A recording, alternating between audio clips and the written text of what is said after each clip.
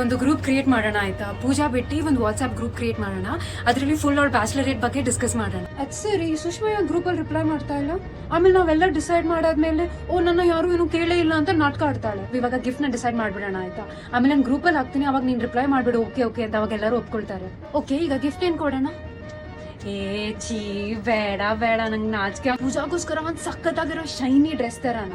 ಮಿಕ್ಕಿದವ್ರೆಲ್ಲರೂ group ಅಲ್ಲಿ discuss ಮಾಡಿ ಒಂದು ಪ್ಲೇನ್ ಕಲರ್ ಡ್ರೆಸ್ ಹಾಕೊಳ್ಳೋಣ. ಅವ್ಳು ಬ್ರೈಡ್ ಅಲ್ವಾ, ನಮ್ಗಿಂತ ಇನ್ನ ಚೆನ್ನಾಗಿ ಕಾಣ್ಲಿ ಅಲ್ಲ. ಕೇಕ್ ಯಾವ್ದು ಆರ್ಡರ್ ಮಾಡೋಣ?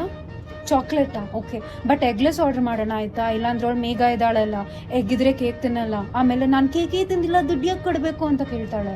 ಸುಷ್ಮಾ ಯಾಕೆ ಮತ್ತೆ ಗ್ರೂಪ್ ಅಲ್ಲಿ ಜಗಳ ಆಡ್ತಾ ಇದ್ದಾಳೆ? ನಾವು ಬಜೆಟ್ ಅವತ್ತೇ ಡಿಸೈಡ್ ಮಾಡಿದ್ವಲ್ಲ, ಅವತ್ತೆಲ್ಲರೂ ಒಪ್ಕೊಂಡ್ರು. ಮತ್ತೆ ಇವಾಗ ಇವಳು ಇಲ್ಲ ನಾನು ಆಗಲ್ಲ ಜಾಸ್ತಿ ಅಂತ ಯಾಕೆ ಹೇಳ್ತಾ ಇದ್ದಾಳೆ? ಅವಳು ಮತ್ತೆ ಕೇಳಿ ಬೇರೆಯವರು ಎಲ್ಲರೂ ಶುರು ಮಾಡ್ಕೊಳ್ತಾರೆ. ಬೇಡ ಬಿಡು, ಪೂಜೆ ನಮ್ ಫ್ರೆಂಡ್ ಅಲ್ವಾ, ನಾವಿಬ್ರು ದುಡ್ಡು ಹಾಕಿ ಸೆಲೆಬ್ರೇಟ್ ಮಾಡೋಣ. ಮಿಕ್ಕಿದವ್ರು ಏನ್ ಬೇಕಾದ್ರೂ ಮಾಡ್ಕೊಳ್ಳಿ, ನನ್ಗೇನ್ ಬೇಕಾಗಿಲ್ಲ. ಇಂಥವ್ರ ಜೊತೆ ನಂಗೆ ಮಾತಾಡಕ್ಕೂ ಆಗಲ್ಲ.